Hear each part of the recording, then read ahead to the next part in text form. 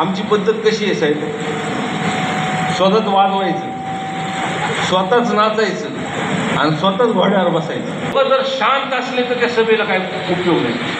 त्या सभेमध्ये जोपर्यंत जोश नसतो, जोपर्यंत स्पार्क नसतो, तोपर्यंत खरं नाही. अहो एवढं नाही चुकलं माझ्याकडून.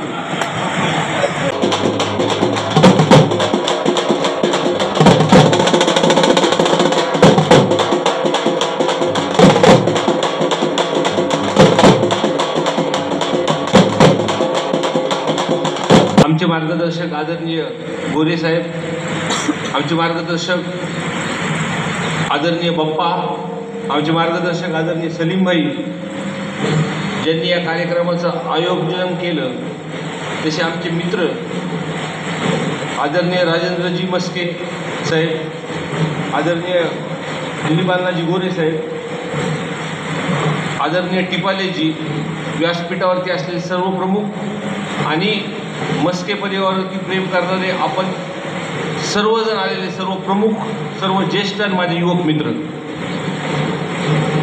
कार्यक्रमामध्ये गोरे साहेब जो दुसऱ्यांनी माझ्यासाठी घेतला,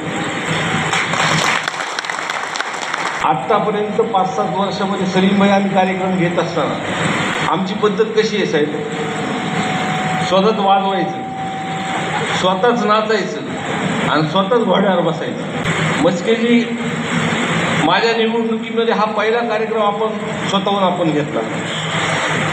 आपण बोलत असताना सांगितलं की माझ्याकडून चुक्या झाल्या. टिपालेजी आपण पण सुद्धा कडून बोलत होते, तरी सुद्धा पवार साहेबांकडे आपण प्रवेश केला, पक्षाची भूमिका घेतली. पवार साहेबांनी आपल्याला सांगितल्यानंतर सगळं काही विसरून आपण कामाला लावलं. सगळे कार्यकर्ते एकत्र केले. हे आयुष्यभर हे मी विसरणार नाही. उलट निवडणुकीच्या काळामध्ये एखाद्याचं रुसलं, एखादं फुगलं गोरे साहेब, तर काय काटकसर करावं लागते हे आपल्याला. आणि एखादं माझ्याकडून जर मन दुखलं असेल आणि ते निवडणुकीच्या काळामध्ये त्याचं मन परत चांगलं करायचं ही अवघड बाब. मस्केजी पप्पाने आता इथं बोलताना सांगितलं की 5 वर्ष हे खरंच एका आमदारासाठी खूप कठीण होती. 2 वर्ष कोविडचा काळ, 1 वर्ष सत्ता आणि 2 वर्ष परत विरोधी बाकावरती. मी तिथं सभागृहामध्ये असताना गोरे साहेब, जे सिनियर आमदार 2-2, 3-3 टर्म असलेले आमदार, 4 टर्म असलेले आमदार, त्यांनी त्यांचा अनुभव त्यांना विचारला, तर ते बोलताना सांगितलं की या 5 वर्षामध्ये राजकारण इतकं बदललंय म्हणजे. आधी सभागृहामध्ये एखाद्या विरोधी बाकावरती लोकांनी भाषण, आमदारांनी जर भाषण केलं आणि एखाद्या विषयावरती जर चांगलं मत त्यांनी मांडलं तर आम्ही सुद्धा त्याला चिठ्ठी पाठवायचो की खूप सुंदर भाषण केलं. पण या 5 वर्षामध्ये एवढं सोडाचं राजकारण होतं की सरकारच्या विरोधात बोललं किंवा एखाद्या भूमिकेच्या विरोधात जर आपण बोललो तर चिठ्ठी तर येत नाही, पण एखादी चौकशी नक्कीच लागते खात्री तरी. म्हणून 1 वर्ष धावपळीच्या जगामध्ये बसली. आमचे सुद्धा कार्यकर्ते, जसं आपण तुम्ही म्हणतात, कार्यकर्त्यांनी माझ्या म्हणजे जेव्हा मी आमदार नव्हतो, काही नसताना माझ्यासाठी पळाले. कार्यकर्त्यांच्या सुद्धा तुमच्या जशा अपेक्षा कार्यकर्त्यांच्या, तसं माझ्या कार्यकर्त्यांच्या पुढच्या अपेक्षा. पण तुम्ही सत्तेमध्ये होतात, मी सत्तेच्या बाहेर होतो. पण आमदार असून सुद्धा सत्तेमध्ये नसणं आणि त्याच्यापेक्षा जास्त या पद्धतीचं सुडाचं राजकारण या सरकारच्या माध्यमातून असतं, ही मला सांगतो ही सगळ्यात वाईट गोष्ट. आपल्याला वरचं काही सांगता येत नाही, खाली काय सांगता येत नाही.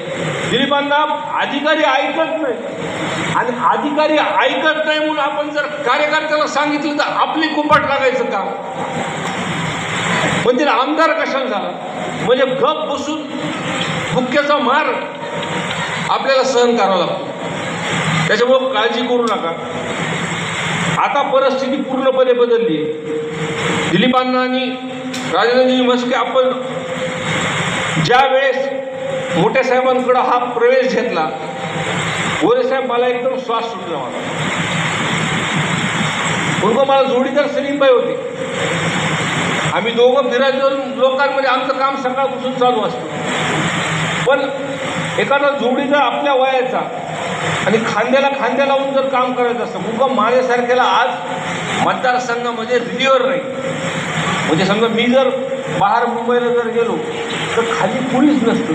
म्हणून असे जीवाभावाचे कार्यकर्ते जर भेटले तर येणाऱ्या काळामध्ये सोमनाथजी महाने बोलताना सांगितलं, मला सगळेच बोलत होते काहीतरी सांभाळून घ्या. अहो एवढं नाही चुकलं माझ्याकडून. मला तुमच्या ग्रामपंचायतचा विषय मी सगळ्यांना बोलेन. मी त्या विषयामध्ये साहेब ह्याची ग्रामपंचायत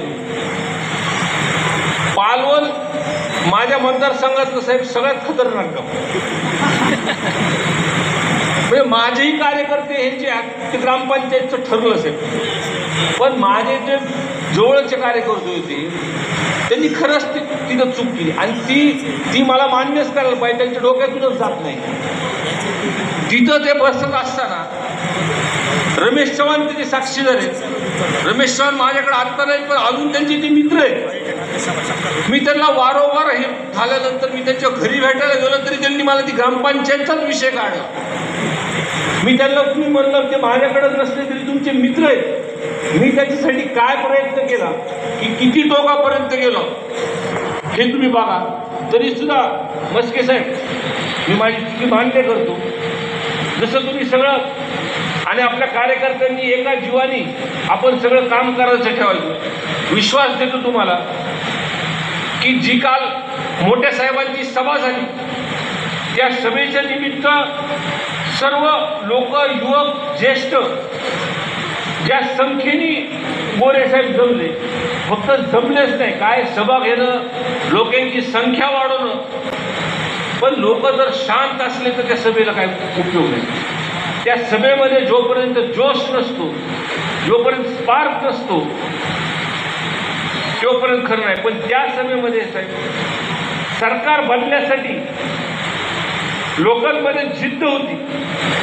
लोक ताकदीने आपल्या पवार साहेबांसोबत होते.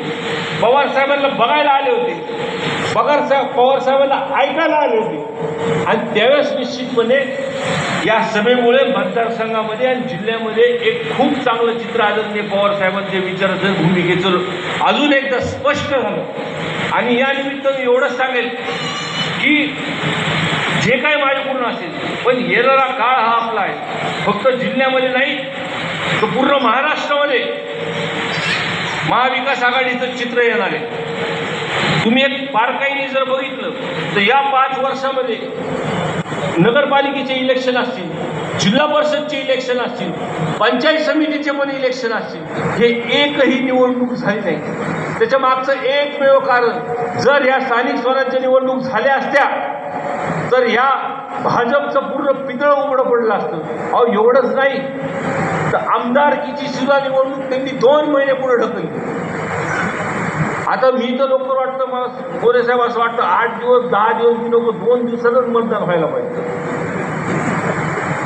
आणि येणारं चित्र आणि येणारे सरकार आपल्याला आहे. शेवटी बोलताना मी एवढंच सांगतो की जो विश्वास टाकून आपण पवार साहेबांना पक्षामध्ये प्रवेश केला, आपण जे काही मला आशीर्वाद देणार आहे ती आठवणीत ठेवून येणारा काळ सोबत म्हणजे सगळ्याच गोष्टी राजकीय सुद्धा जे काही असतील, जिल्हा परिषद पंचायत समिती असतील, तर आपण सर्व एकमेकाचे कार्यकर्ते बसून या सर्व गोष्टीचा निर्णय घेऊ.